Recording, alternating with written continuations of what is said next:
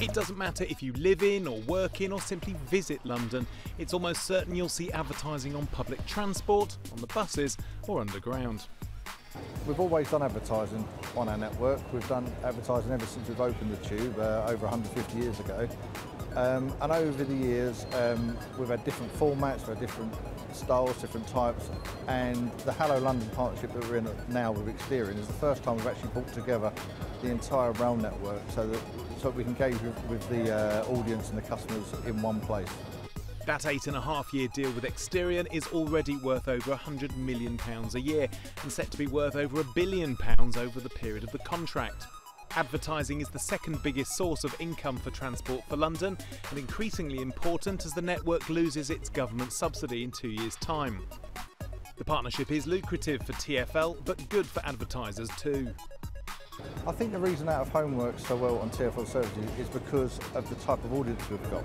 You know, we have 1.5 billion journeys a year made across the transport network, and those people, they're busy, they're on their way to work, they're on their way to social events, but the advertising helps to break up the journey, and we've got research through Experian and through work that we've done actually shows that a high percentage of people actually actively look for the advertising to break their journey up and to enhance their customer experience.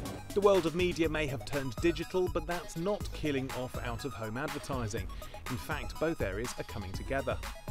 The digital advertising revenues have been growing at about 25%.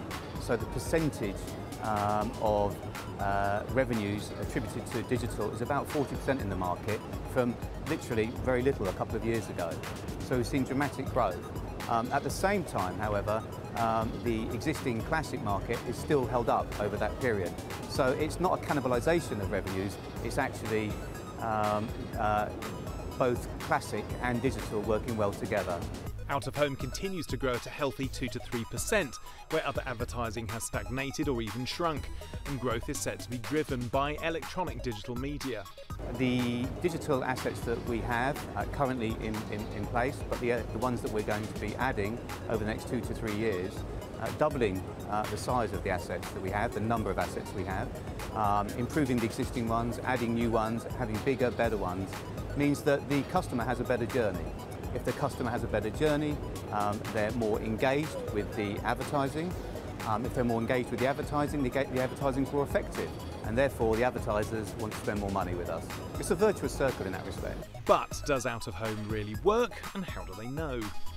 So we have a captive audience, but the research that we've conducted, we've worked with Bournemouth University, we've worked with Cog Research.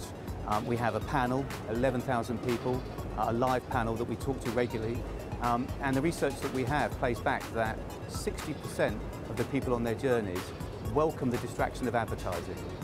In fact, about 30% say that they actually use these devices to make notes of the advertising that they see in the tubes, on the buses, as they're travelling around London. The engagement levels that we have, attention levels, are around 16%, which is the same as TV, and it's in fact higher than online. So they do pay attention. The most important thing about digital advertising, though, is it's relevant. So what we can do is make sure that when we advertise and we connect with the customers, that they're served relevant ads at relevant times. And there are other benefits to the advertiser too, whether it's a card ad on the tube or a bus wrap. There are no ad blockers, there's control over the context of the ads and lots of data. There's 1 million devices that we work with, depersonalised, anonymised data that we collect so we can target advertising specifically to people at relevant times. TfL, we have the tap-in, tap-out data. Once again, relevant advertising at the right time. It's the old adage, the right ad at the right time to the right people, and that's what collecting the data through digital advertising enables us to do. TfL's public spaces allow brands to develop novel marketing campaigns to engage the passing public, and you can expect more. For the new series of Game of Thrones, we dressed the station. We had the throne there, the Iron Throne. You could have your picture taken on the throne. We had characters wandering around. We had 1,000 travel wallets to give away.